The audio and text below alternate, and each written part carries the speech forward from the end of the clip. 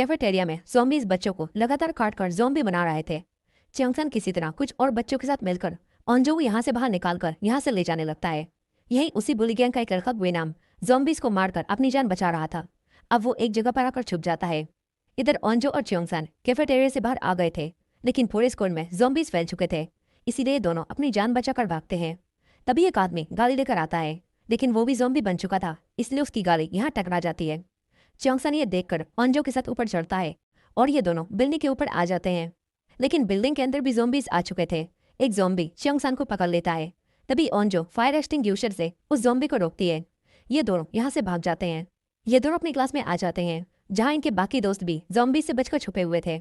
अब ये सब अपने आप को क्लास में लॉक कर लेते हैं। बाहर सुयोक नामरा के साथ ज़ॉम्बी से बचकर भाग रहा था। तभी इन दोनों को एक सीढ़ी दिखती है। नामरा और सुयोक भी उस सीढ़ी की मदद से अपनी क्लास में अपने दोस्तों के पास आ जाते हैं। यहाँ ये सब समझ जाते हैं कि स्कूल में ज़ॉम्बी वायरस फैल चुका है। उनके बेटे जिन्सू को परेशान करते थे, तो उन्होंने अपने बेटे को ताकतवर बनाने के लिए एक चूहे पर एक्सपेरिमेंट किया। उन्होंने एक चूहे को एक बिल्ली के साथ रखा, लेकिन इससे उनका बेटा एक ज़ॉम्बी बन गया। अब डिटेक्टिव ये सब जानकर चौंक जाता है। वहीं हॉस्पिटल में योंजो का होश आ जाता है। योंजो यहाँ डॉक्टर्स को काटने लगती है।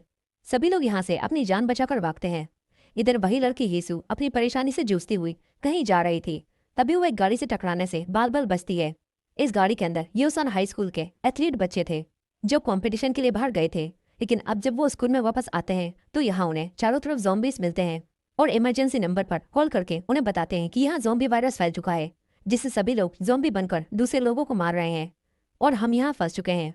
लेकिन इमरजेंसी कॉल मगर थोड़ी ही देर में इनके पास हॉस्पिटल से और दूसरी जगहों से भी ज़ॉम्बीज़ की खबर आने लगती है, जिससे ये सब तुरंत एक्शन में आ जाते हैं। इधर अपने डैड को यहाँ आने के लिए कहती है, क्योंकि योंजो के डैड एक फायर फाइटर थे।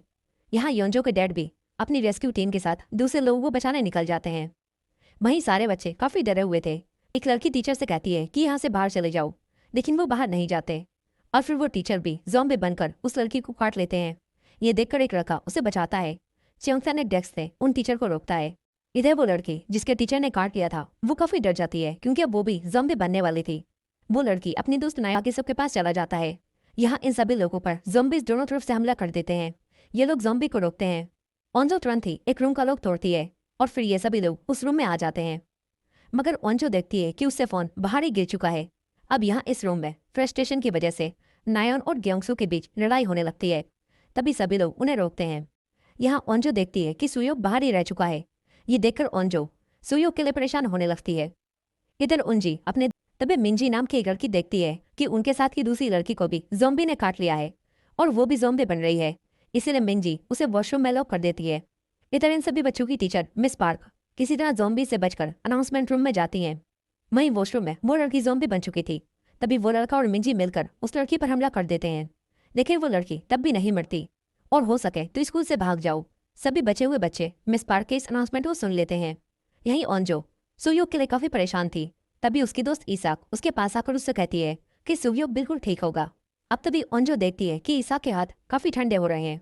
यहाँ ये सारे बच्चे समझ जाते हैं कि ईसाक को भी किसी ज़ॉम्बी ने काट लिया है। फिर ईसाक की नाक से खून बहने लगता है और देखते ही देखते ईसाक भी एक ज़ॉम्बी बनने लगती है। यह देखकर च्योंगसन ऑन्जो को ईसाक से दूर करता है। फिर ईसाक भी एक ज़ॉम्बी बन जाती है। वो च्योंगसन पर हमला कर देती है। च्योंगसन उसे धक्का देकर यहाँ से बाहर गिराता है, मगर ऑन्जो उसे पकड़ लेती है। ऑन्जो अपनी बेस्ट फ्रेंड को खोना नहीं चाहती थी। उसे ईसाक के साथ बिताए उसके सारे अच्छे पल याद आ रहे थे, लेकिन च्योंगसन ईसाक को मारकर उसे नीचे गिरा देता है। ऑन्जो को काफ़ी दुख होता है और वो रोने लगती है। वो ज़ॉम्बी से एक रूम में छुपा हुआ था। यहीं च्योंगसन और बाकी सब जिस रूम में थे, यहाँ ज़ॉम्बीज़ अंदर आने की कोशिश कर रहे थे, इसीलिए अब ये सब लोग यहाँ से बाहर निकलने के बारे में सोचते हैं। च्योंगसन को बाहर एक वाटर हाउस मिलती है। ये सब उसकी मदद से नीचे अनाउंसमेंट रूम में जाने लगते हैं, जहाँ इनकी टीचर मिस पार्क भी छुपी हुई थी। अब एक एक करके ये सभी लोग उस रूम में पहुंच जाते हैं। यहाँ ऑन्जो अपने सब अनाउंसमेंट रूम में है। अब इसके बाद नामरा भी नीचे चली जाती है। यहाँ च्योंगसन और ऑन्जो ही बचते हैं। च्योंगसन ऑन्जो को समझाता है कि उसे खुद को संभालना होगा। इसके बाद ऑन्जो भी नीचे चली जाती है। वहीं सुयोक को उस रूम में ज़ॉम्बीज़ देख लेते हैं। सुयोक खिड़की से बाहर जाकर दूसरी तरफ चला जाता है। इधर ज़ॉम्बीज़ उस रूम में आ गए थे। वो च्योंगसन पर हमला कर देते हैं। च्योंगसन वाटर हाउस को पकड़कर लटक जाता है, जिससे सारे ज़ॉम्बीज़ नीचे गिर जाते हैं, लेकिन एक ज़ॉम्बी च्योंगसन को पकड़ लेता है। यहीं सुयोक च्योंगसन को देख लेता है। वो च्योंगसन को बचाने प्रेग्नेंट थी और इसी वजह से वो अजीब सा बिहेव कर रही थी। अब हीसू उस बच्चे को वहीं छोड़कर बाहर चली जाती है। तभी एक पुलिस ऑफिसर की गाड़ी दूसरी गाड़ी से टकराती है, जिससे हीसू मरने से बार बार बचती है। अब पुलिस ऑफिसर की गाड़ी में से ज़ॉम्बीज बाहर निकलते हैं, जो कि यहाँ मौजूद लोगों को काटने लगते हैं। एक आदमी इन सब की वीडियो बनाता है। तभी ज़ॉम्बीज उसकी बाहर भी लोग ज़ॉम्बी बन चुके हैं। अब तभी वाटर हॉर्स खिड़की से टकराता है और खिड़की का ग्लास टूट जाता है। फिर एक ज़ॉम्बी उसे लटक कर अंदर आने की कोशिश करती है। तभी च्योंगसान उसे रोकता है। सोयोक च्योंगसान से एक डंडा लेकर उस ज़ॉम्बी के अंदर घुस देखती है कि ग्योंगसो की नाक से खून बह रहा है। अब इसके बाद हम ऑन्जो के डैड को देखते हैं, जो कि हाई प्रोफाइल पॉलिटिशियन को रेस्क्यू करने आए हुए थे। यहाँ पॉलिटिशियन का एक साथी भी ज़ॉम्बी बन चुका था, इसीलिए ये सब लोग उसे चेयर से बांध देते हैं। वहीं नायोन सबसे कहती है कि इसके हाथ पर भी ज़ॉम्बी ने काट लिया है, इसीलिए ये ज़ॉम्बी बन जाएगा। लेकिन ग्योंगसू सबसे कहता है कि मुझे किसी ज़ॉम्बी ने नहीं काटा, ये बस खरोच का निशान है, तो सबका शक दूर हो जाएगा। ग्योंगसू मान जाता है और रिकॉर्डिंग रूम में जाकर लॉक हो जाता है। इधर गुएनाम अब कैफेटेरिया से बाहर निकलकर भागता है, लेकिन कई सारे ज़ॉम्बीज उस पर हमला कर देते हैं। गुएनाम उनसे फाइट करता है और एक चाकू उठाकर उन्हें मारने लगता है। इसके बाद हम च्योंगसान की मॉम को देखते हैं, ज़ॉम्बी बन रहे हैं। यह खबर सुनकर च्योंगसान की मॉम तुरंत ही च्योंगसान को कॉल करती हैं, लेकिन च्योंगसान के पास उसका फोन नहीं था, जिससे च्योंगसान की मॉम काफी घबरा जाती हैं। वो तुरंत ही स्कूल की तरफ च्योंगसान को बचाने जाने लगती हैं। वहीं ओंजो के डैड का एक साथी भी ज़ॉम्बी बन जाता है और सब पर हमला करने लगता है, इसीलिए ओंजो के डैड उसे पकड़कर यहाँ बांध देते हैं। यही हम देखते हैं कि मिल उन्हें वहीं रोक लेते हैं। इधर मिंजी और हारी अपने दोस्तों के साथ वॉशरूम में छुपी हुई थी, लेकिन अब ये चारों भी यहाँ से बाहर निकलने का फैसला करते हैं। वहीं अनाउंसमेंट रूम में आधा घंटा बीत चुका था, लेकिन ग्योंगसू अब तक कोई ज़ॉम्बी नहीं बना था। ये देखकर मिस पार्क ग्योंगसू को बाहर आने के लिए कहती हैं, लेकिन अब ग्योंगसू बाहर नहीं आता। मिस पार्क भी नायन को अंदर जाने के लिए कहती हैं। इसके बाद नायन अंदर जाकर ग्योंगसू के पास आती है और उससे बात करती है। नायन अपने रुमाल से ग्योंगसू की चोट साफ करती है, लेकिन नायन ग्योंगसू से माफी नहीं मांगती और फिर से उससे बदतमीजी से बात करती है, जिससे ग्योंगसू को काफी गुस्सा आ जाता है। इधर वही लड़की हीसू अपने बच्चे को लेकर च्योंगसान की मोम के रेस्टोरेंट में आकर छुपती है, लेकिन उसे भी एक ज़ॉम्बी ने काट लिया था, इसीलिए वो अपने बच्चे को एक जगह रखकर खुद को रस्सी से बांध देती है, ताकि जब वो ज़ॉम्बी बन जाए तो वो अपने बच्चे को चोट ना पहुंचा पाए। इसके बाद हीसू भी एक ज़ॉम्बी बन जाती है। वहीं दूसरी तरफ ओंजो के डैड है। तभी नामरा को गुस्सा आता है। वो नायोन के पास जाकर उसे एक थप्पड़ मारती है और फिर सबको बताती है कि मैंने देखा था के बहाने इसने ज़ॉम्बी का खून ग्योंगसू की चोट पर लगा दिया, जिसके बाद ही वो इन्फेक्टेड होकर ज़ॉम्बी बन गया। नायोन कहती है कि मैंने ये सब नहीं किया, लेकिन ये सुनकर नामरा कहती है कि अगर तुमने ये सब नहीं किया तो अपनी चोट पर भी ये रुमाल लगाओ। लेकिन नायोन ऐसा नहीं करती, जिससे अब सब समझ जाते हैं कि नायोन ने ही ग्योंगसू को ज़ॉम्बी बनाया है। सभी लोग नायोन पर काफी गुस्सा होते हैं। इसके बाद नायोन भी खुद ही बाहर चली जाती है। नायोन भी रो रही थी, क्योंकि शुरू से अब तक कोई भी उसे पसंद नहीं करता था। अब यही मिस भी कट हो जाता है। अब हम एक व्लॉगर को देखते हैं, जो कि योसान में छुपकर ज़ॉम्बीज को देखने और उनकी वीडियो बनाने आया था, लेकिन अब ज़ॉम्बीज उसके पीछे ही पड़ जाते हैं। ये व्लॉगर उनसे बचकर भागने लगता है। यहाँ च्योंगसान की मॉम भी किसी तरह ज़ॉम्बीज से बचते हुए च्योंगसान के स्कूल पहुंच चुकी थी। यहाँ उन्हें ग्योंगसू दिखता है, लेकिन उन्हें नहीं पता था कि ग्योंगसू भी एक ज़ॉम्बी बन चुका है। च्योंगसान की मॉम ग्योंगसू के पास जाती हैं, लेकिन ग्योंगसू उन्हें पकड़ने लगता है। तभी और ज़ॉम्बीज यहाँ आकर उन्हें खाने लगते हैं। इसी दौरान हेलीकॉप्टर यहाँ आ जाते हैं, जिससे ज़ॉम्बीज उनकी आवाज़ सुनकर इन्हें छोड़कर दूसरी तरफ जाने लगते हैं। इधर कुछ देर बीतने के बाद ये सभी लोग बात करते हैं कि जरूर मिस पार्क और नायोन जिंदा होंगे, क्योंकि जब से वो दोनों बाहर गए हैं तो तब से ही कोई भी आवाज़ नहीं आई है। अगर ज़ॉम्बीज ने उन्हें काटा होता तो वो जरूर चीखते, लेकिन ऐसा नहीं हुआ। इसका मतलब है कि वो लोग जिंदा हैं। अब इसके बाद फिर से हम उंजी और उसके दोस्त को देखते हैं, जो कि अब भी स्कूल की छत पर रुके हुए थे। यहाँ कोई भी इन्हें बचाने नहीं आया था, इसीलिए अब ये दोनों यहाँ बात करने लगते हैं कि इस पूरे स्कूल में आग लग जाए और ये पूरा स्कूल ही तबाह हो जाए, क्योंकि इन दोनों को बुढ़ीस ने काफी परेशान किया था। अब इसके बाद हम फिर से ओंजो के डैड को देखते हैं। वो सबको बताते हैं कि हमें बचाने रेस्क्यू टीम यहाँ कल सुबह आएगी और कल सुबह हमें बिल्डिंग की छत पर जाना होगा। इसके बाद ओंजो के डैड पॉलिटिशियन से कहते हैं कि मेरी बेटी स्कूल में फंसी हुई है और मुझे उसे बचाने जाना होगा। लेकिन वो पॉलिटिशियन ओंजो के डैड से कहती हैं कि मेरे साथियों के परिवार वाले भी बाहर कहीं ना कहीं फंसे हुए हैं और वो भी उन्हें बचाने जाना चाहते हैं, लेकिन बाहर खतरा है, इसीलिए मैंने किसी को भी बाहर नहीं जाने दिया। पॉलिटिशियन ओंजो के डैड को भी बाहर जाने से रोक देती है। यही गुएनाम कैफेटेरिया से बाहर आकर एक साइकिल लेता है और यहाँ से भागने लगता है, मगर साइकिल की चेन उतर जाती है। तभी वो दोबारा से बिल्डिंग के अंदर भागता है। वो एक रूम में आकर ज़ॉम्बीज को मारने लगता है। वहीं वो दोनों एथलीट उसी लड़की मिंजी और उसके दोस्त के साथ वॉशरूम में फंसे हुए थे। तभी यहाँ मिंजी और तीरंदाज लड़की हारी के बीच किसी बात को लेकर लड़ाई होने लगती है। दोनों एक दूसरे को मार रही थी। तभी दोनों लड़के उन्हें रोकते हैं। यही वो व्लॉगर जो योसान में ज़ॉम्बीज की वीडियो बनाने आया था, यहाँ ज़ॉम्बीज उसके पीछे पड़े हुए थे। वो छुपते हुए एक जगह पर आता है, लेकिन यहाँ बच्चे ज़ॉम्बी उसके पीछे पड़ जाते हैं। वो बच्चों से बचकर भागने लगता है। यहीं पुलिस स्टेशन में वो डिटेक्टिव ये सब देखकर मिस्टर ली से कहता है कि आज बाहर जो कुछ भी हो रहा है वो सब तुम्हारी वजह से हो रहा है। डिटेक्टिव मिस्टर ली से कहते हैं कि तुमने ये वायरस क्यों बनाया।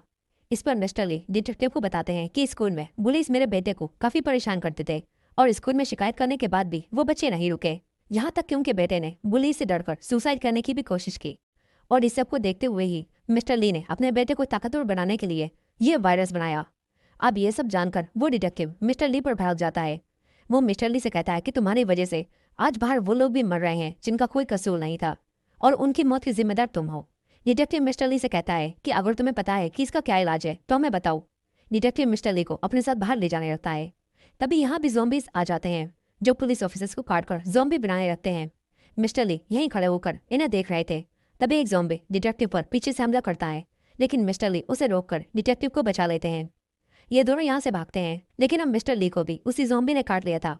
यहाँ मिस्टर ली डिटेक्टिव से कहते हैं कि योसान स्कूल के साइंस लैब में मेरा लैपटॉप रखा हुआ है और इस वायरस से किस तरह डील करना है मैंने ये सारी इन्फॉर्मेशन उस लैपटॉप में स्टोर करके रखी हुई है, इसलिए तुम्हें स्कूल जाकर मेरा लैपटॉप लाना होगा। अब यहाँ और ज़ॉम्बीज आने लगते हैं। मिस्टर ली सारे ज़ॉम्बीज को रोकते हैं। डिटेक्टिव तुरंत ही पुलिस स्टेशन से बाहर आकर स्कूल की तरफ जाने लगते हैं। तभी इन्हें एक आदमी मिलता है। डिटेक्टिव उसकी जान बचाते हैं और फिर ये दोनों स्कूल की तरफ जाते हैं। यही मिस्टर ली भी अब इस ज़ॉम्बी बन चुके थे। अब इसके बाद सुबह हो जाती है। स्कूल में सभी बचे हुए लोग रेस्क्यू टीम के आने का इंतजार कर रहे थे, लेकिन कोई भी इन्हें बचाने नहीं आया था, इसीलिए अब ये चारों यहाँ से निकलने लगते हैं। वही लड़की हारी सबसे कहती है कि हमें सबसे पहले ऊपर जाना होगा क्योंकि मेरा भाई ऊपर फंसा हुआ होगा। जिसके बाद ये चारों वॉशरूम से निकलकर आगे जाने लगते हैं। इधर ये सभी लोग अनाउंसमेंट रूम में बैठकर रेस्क्यू टीम के आने का इंतजार कर रहे थे, लेकिन अब ये सब सोचने लगते हैं कि इन्हें स्टाफ रूम में जाकर अपने फ़ोन लाने चाहिए ताकि ये लोग मदद के लिए रेस्क्यू टीम को यहाँ बुला सके। वहीं उंजी का दोस्त सुबह होने के बाद उसे बताता है कि बुली गैंग ने तुम्हारी न्यूड वीडियो सोशल मीडिया पर पोस्ट करके शेड्यूल पर लगा दी थी, जो कि आज सुबह 9 बजे पब्लिक होने वाली थी। उंजी का दोस्त उसे कहता है कि उसने मुझसे पैसे मांगे थे जो कि आज सुबह मैं उसे दे देता और वो वीडियो डिलीट कर देता, लेकिन इससे पहले ही ज़ॉम्बी वायरस फैल गया। अब ये सब जानकर उंजी काफ़ी गुस्सा हो जाती है। वो अपने दोस्त से कहती है कि तुम मुझे ये सब अब बता रहे हो। यहाँ अब उंजी बुली गैंग का फ़ोन लेने के लिए नीचे स्टाफ रूम की तरफ जाने लगती है। इधर च्योंगसान भी फ़ोन लेने के लिए स्टाफ रूम में जाता है। सुयोग भी इसके पीछे जाता है। वो दोनों बिल्डिंग की खिड़कियों को पकड़ते हुए स्टाफ रूम की तरफ जा रहे थे। इधर उंजी भी भागती हुई स्टाफ रूम की तरफ आती है। तभी ज़ॉम्बीज उसे पकड़कर उसे खाने लगते हैं, लेकिन इस वक्त उंजी के अंदर जीने की चाह ज़्यादा थी। वो किसी भी तरह स्टाफ रूम में जाना चाहती थी। तभी अचानक से सारे ज़ॉम्बीज उसे छोड़ देते हैं। इसके बाद कोई भी ज़ॉम्बी उस पर हमला नहीं करता। फिर उंजी स्टाफ रूम में आकर सारे फ़ोन तोड़ने लगती है ताकि उसकी न्यूड वीडियो पब्लिक ना हो पाए। यहीं उंजी भी एक ज़ॉम्बी बन रही थी, लेकिन वो खुद को ज़ॉम्बी बनने से रोक लेती है। तभी च्योंगसान और सुयोग भी यहाँ आ जाते हैं। वो छुपकर एक फ़ोन उठाने की कोशिश करते हैं, लेकिन उंजी उन्हें देख लेती है। वो इन दोनों पर हमला करती है। सुयोग च्योंगसान को बचाता है। फिर ये दोनों यहाँ से भागते हैं। तभी च्योंगसान देखता है कि जो फ़ोन उसने उठाया है वो टूटा हुआ है। च्योंगसान दूसरा फ़ोन उठाता है। तभी कई सारे ज़ॉम्बीज अंदर आकर इन पर हमला कर देते हैं। च्योंगसान ज़ॉम्बी से बचते हुए बाहर चला जाता है और सुयोग वापस उसी रास्ते से भाग जाता है। यहीं ग्वेनाम सारे ज़ॉम्बीज को मारकर आराम से सो रहा था। तभी इनके प्रिंसिपल सामने आते हैं जो कि यहाँ छुपे हुए थे। प्रिंसिपल ग्वेनाम को अपनी कार की चाबी देते हैं और उसे कहते हैं कि मेरी कार पार्किंग में लगी हुई है, बाहर जाओ और मेरी कार को यहाँ ले आओ। लेकिन ग्वेनाम बाहर जाने से मना कर देता है। यहाँ प्रिंसिपल और ग्वेनाम के बीच बहस होने लगती है। वहीं दूसरी तरफ ऑन्जो के डैड पॉलिटिशियन और उनके साथियों के साथ अब बाहर निकलते हैं। ये सभी लोग ज़ॉम्बीज को पानी से रोकते हुए ऊपर की तरफ भागते हैं। तभी पॉलिटिशियन और उनके साथी देखते हैं कि छत पर जाने के दरवाजे पर ताला लगा हुआ है। ये लोग तुरंत ही ऑन्जो के डैड को ये सब बताते हैं। ऑन्जो के डैड का एक साथी ऊपर आता है। उसके पास कुछ टूल्स थे जिससे ये लोग उस लोग को तोड़ देते हैं। अब ये सभी लोग ज़ॉम्बी से बचकर छत पर पहुंच जाते हैं। इन्हें एक हेलीकॉप्टर दिखता है। ऑन्जो के डैड स्मोक की मदद से उन्हें सिग्नल भेजते हैं, जिसके बाद रेस्क्यू टीम इन्हें बचाने आने लगती है। इधर च्योंगसान भी ज़ॉम्बी से बचकर भाग रहा था। अब च्योंगसान भी उसी रूम में आ जाता है जहाँ ग्वेनाम प्रिंसिपल को मार रहा था। च्योंगसान ग्वेनाम को देखकर उसे ऐसा करने से रोकता है। ग्वेनाम प्रिंसिपल को मारने वाला था, लेकिन च्योंगसान उसकी वीडियो बनाने लगता है और च्योंगसान उसे ये वीडियो पुलिस को सेंड करने की धमकी देता है। लेकिन ग्वेनाम नहीं डरता। वो प्रिंसिपल को चाकू से मार देता है और च्योंगसान से वो फ़ोन मांगता है। च्योंगसान बचता है। तभी च्योंगसान और ग्वेनाम के बीच यहाँ फाइट होने लगती है, लेकिन च्योंगसान उस फ़ोन को उठाकर यहाँ से बाहर भाग जाता है। मगर गुएनाम भी उसके पीछे आने लगता है। इधर वो चारों ज़ॉम्बी से लड़ते हुए ऊपर आ चुके थे। हारी बाकी सबके साथ सेकंड फ्लोर पर अपने भाई को बचाने आई हुई थी, लेकिन हारी को उसका भाई यहाँ नहीं मिलता, इसीलिए अब ये सब यहाँ से भागते हैं। इसी दौरान हम बाहर के हालातों को देखते हैं, जहाँ लोग योसान के लोगों को अपने एरिया में आने से रोक रहे थे। बाहर कुछ लोग ज़ॉम्बीज की एक्टिंग करके पब्लिक एरियाज में लोगों को डरा भी रहे थे, इसलिए अब ये सब देखकर गवर्नमेंट तुरंत ही एक मीटिंग बुलाती है। वहीं दूसरी तरफ सोयोक अनाउंसमेंट रूम में पहुंचकर सबको बताता है कि च्योंगसान और वो अलग हो गए थे। अब ये सभी लोग च्योंगसान के लिए परेशान होने लगते हैं। वहीं च्योंगसान गुएनाम से बचकर भागता हुआ एक लाइब्रेरी में आ जाता है, मगर यहाँ भी कई सारे ज़ॉम्बीज थे जो कि च्योंगसान पर हमला कर देते हैं। गुएनाम भी अंदर आकर च्योंगसान को पकड़ने लगता है। च्योंगसान ज़ॉम्बीज से बचते हुए गुएनाम से फाइट करता है। गुएनाम च्योंगसान को पकड़कर ज़ॉम्बीज के पास फेंकने वाला था, तभी च्योंगसान उसी फोन को गुएनाम की आंख पर मारता है, जिससे उसकी आंख काफी ज्यादा इंजर्ड हो जाती है। च्योंगसान उसे नीचे गिरा देता है, जहां ज़ॉम्बीज उस पर हमला करके उसे खाने लगते हैं। ये देखकर च्योंगसान यहाँ से भागता है, तभी ज़ॉम्बीज गुएनाम को छोड़कर उसके पीछे आने लगते हैं। च्योंगसान ज़ॉम्बीज से बचकर भागता हुआ पाइप के रास्तों से ऊपर जाने लगता है। तभी वही चारों लाइब्रेरी के पास से गुजरते हैं, लेकिन यहाँ उन्हें कोई भी नहीं मिलता। इसके बाद ये चारों मेडिकल रूम में आ जाते हैं। यहाँ इन्हें एक कंप्यूटर मिलता है, जिससे ये लोग मदद बुलाने की कोशिश करते हैं। वहीं दूसरी तरफ च्योंगसान भी अब फोन से पुलिस को कॉल करता है, लेकिन इसी दौरान हम मार्शल लो कमांडर को देखते हैं, जो कि अब सबको बताते हैं कि योसान के बाहर कई सारी गलत अफवाहें फैल रही हैं, जिससे लोग डर रहे हैं। इसी वजह से अब योसान की सारी कम्युनिकेशन सर्विस को बंद कर दिया गया है, और इसी वजह से अब च्योंगसान मदद के लिए रेस्क्यू टीम को कॉल नहीं कर पाता। इधर वो चारों भी फोन से मदद बुलाते हैं, लेकिन उनकी भी कॉल कनेक्ट नहीं होती। यहाँ अब च्योंगसान को काफी गुस्सा आता है। वहीं अनाउंसमेंट रूम में जो अब च्योंगसान के लिए काफी परेशान थी, तभी उसे आइडिया आता है। वो यहाँ बैठे एक लड़के जुयोंग से कहती है कि तुमने अपने साइंस लैब में एक ड्रोन बनाया था ना, शायद हम उसकी मदद से च्योंगसान को ढूंढ सकते हैं। सबको ये आइडिया काफी अच्छा लगता है। फिर ये सब लोग उसी होज की मदद से ऊपर जाकर ड्रोन को साइंस लैब से लेने चाहते हैं। वहीं डिटेक्टिव उसी आदमी के साथ ज़ॉम्बी से बचता हुआ योसान स्कूल की तरफ आ रहा था, तभी इन दोनों के पीछे भी ज़ॉम्बी पड़ जाते हैं। ये दोनों छुपने के लिए च्योंगसान की मोम के रेस्टोरेंट में आ जाते हैं। यहाँ इन्हें वही लड़की हिसू ज़ॉम्बी बनी मिलती है, लेकिन वो बंधी हुई थी, जिससे इन्हें कोई भी खतरा नहीं था। लेकिन फिर इन्हें हिसू का वही बेबी मिलता है, जो कि डिहाइड्रेट हो चुका था। डिटेक्टिव उस बच्चे को संभालते हैं। वहीं ओंजो जुयोंग के साथ साइंस लैब में पहुंचकर ड्रोन को ढूंढती है। वहीं च्योंगसान अब उन पाइपों के रास्तों से बाहर आकर भागने लगता है और एक दूसरे रूम में आकर छुप जाता है। दूसरी तरफ सभी लोगों को ड्रोन मिल चुका था। वो लोग वापस आकर ड्रोन में एक हेल्प मैसेज लगाते हैं और ड्रोन बाहर भेजते हैं। ड्रोन में लगे कैमरों की मदद से इन्हें बाहर के हालात दिखते हैं, जहां सभी लोग अब ज़ॉम्बी बन चुके थे। इधर वो चारों मेडिकल रूम में थे, लेकिन अब हारी और उसके दोस्त के तीर खत्म होने वाले थे, इसीलिए अब ये चारों यहाँ से बाहर आर्ची रूम में जाते हैं। ये लोग बिल्डिंग के बाहर कूदकर नीचे जाने लगते हैं। तभी ड्रोन यहाँ आता है, लेकिन वो इन चारों को नहीं देख पाता। तभी इन सब में से एक लड़का ज़ॉम्बी में एक तीर लगा हुआ देख लेता है और समझ जाता है कि उसकी बहन यहीं कहीं है। दरअसल हारी अपने भाई को ढूंढ रही है और हारी का भाई इन सभी लोगों के साथ है। खैर अब ये सभी लोग ड्रोन से और आगे देखते हैं और इन्हें एक रूम में च्योंगसान दिख जाता है, जो कि बिल्कुल ठीक था, जिससे ये सभी लोग काफी खुश हो जाते हैं। इसके बाद ये लोग ड्रोन को स्कूल से बाहर मदद के लिए भेजते हैं, लेकिन बाहर सब कुछ तबाह हो चुका था। तभी एक लड़की देखती है कि उसके मॉम डैड एक ट्रक में है, जो कि ज़ॉम्बी बन चुके हैं, जिससे वो लड़की रोने लगती है और जो उस लड़की को संभालती है। तभी इनके ड्रोन की बैटरी खत्म हो जाती है और इनका ड्रोन खराब होकर वहीं गिर जाता है। इधर ओंजो के डैड उन्हीं पॉलिटिशियन के साथ रेस्क्यू होकर एक अबेंडन प्रिजन में पहुंचते हैं, जिसे सरकार ने अब रेस्क्यू कैंप बना दिया था। लेकिन यहाँ मिलिट्री ऑफिसर्स इन सभी लोगों को एक रूम में बंद कर देते हैं, ताकि ये लोग इनका टेस्ट कर सकें कि कहीं ये सब भी इन्फेक्टेड तो नहीं। वहीं दूसरी तरफ हम फिर से गुएनाम को देखते हैं, जिसे ज़ॉम्बी ने काटा था, इसीलिए वो एक ज़ॉम्बी बनने लगता है, मगर वो खुद को कंट्रोल कर लेता है, जिससे वो ज़ॉम्बी नहीं बनता और दूसरे ज़ॉम्बीज भी अब उस पर हमला नहीं करते। इसके बाद गुएनाम फिर से च्योंगसान को मारने जाने लगता है। इधर उंजी को भी ज़ॉम्बीज ने काट लिया था, लेकिन उसने भी खुद को ज़ॉम्बी बनने से रोक लिया था, यानी कि ज़ॉम्बी वायरस गुएनाम और उंजी की बॉडी में आकर म्यूटेट हो गया है, जिससे ये दोनों अब ज़ॉम्बी नहीं बने हैं। अब इसके बाद हम फिर से अनाउंसमेंट रूम में बाकी सबको देखते हैं, जो कि दुखे होकर बैठे हुए थे। तभी वही लड़की जिसके मॉम डैड ज़ॉम्बी बन चुके थे, वो यहाँ से कूदकर अपनी जान देने वाली थी, लेकिन सभी लोग उसे रोकते हैं और समझाते हैं कि उसे खुद के लिए जीना होगा। अब इसके बाद नामरो को एक आइडिया आता है। वो सब बाहर निकलते हैं, लेकिन एक ज़ॉम्बी जो कि सुन नहीं सकती थी, वो यहीं होती है। अब ये सब बिना आवाज़ किए ज़ॉम्बी के पीछे से निकलने लगते हैं, लेकिन वो ज़ॉम्बी इन्हें देख लेती है। ये सब तुरंत भागते हैं।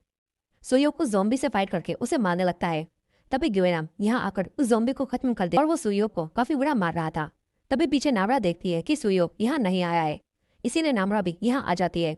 वो ग्वेनाम को रोककर सुयोक को बचाती है, लेकिन ग्वेनाम उसके हाथ पर काट लेता है। तभी सुयोक उसे धक्का देकर नीचे गिरा देता है। वहीं वो चारों भी वहीं दूसरी तरफ अंजू के डैड अब भी पॉलिटिशियन के साथ रेस्क्यू कैमरा देने आते हैं, लेकिन अंजू के डैड अपने साथी के साथ मिलकर उन्हें मारकर बेहोश कर देते हैं और उनकी ड्रेस पहनकर यहाँ से बाहर जाने वाला था। लेकिन चंगसन कहता है कि ग्वेनाम को भी मेरे सामने ज़ॉम्बीज ने काट लिया था। अब ये सुनकर नामरा कहती है कि अगर तुम सच कह रहे हो, उसे रोक देता है और खिड़की खोलकर सबसे कहता है कि अगर नामरा ज़ॉम्बी बनेगी तो मैं उसे बाहर फेंक दूंगा। उसकी एक आंख लाल होती है। तभी अंजू उन दोनों को रोकती है। अंजू चंगसन को दिखाती है कि नामरा बिल्कुल ठीक है, मगर नामरा कहती है कि मैं ठीक नहीं हूँ, मुझे अजीब सा महसूस हो रहा है। नामरा अब बाहर जाने लगती है, लेकिन सुयोक और अंजू उसे रोकते हैं। सुयोक फिर से कहता है कि ग्वेनाम कोई ज़ॉम्बी नहीं था, लेकिन यहाँ से बाहर निकाल को सेफ हो। ये सुनकर अब सभी लोग शांत हो जाते हैं।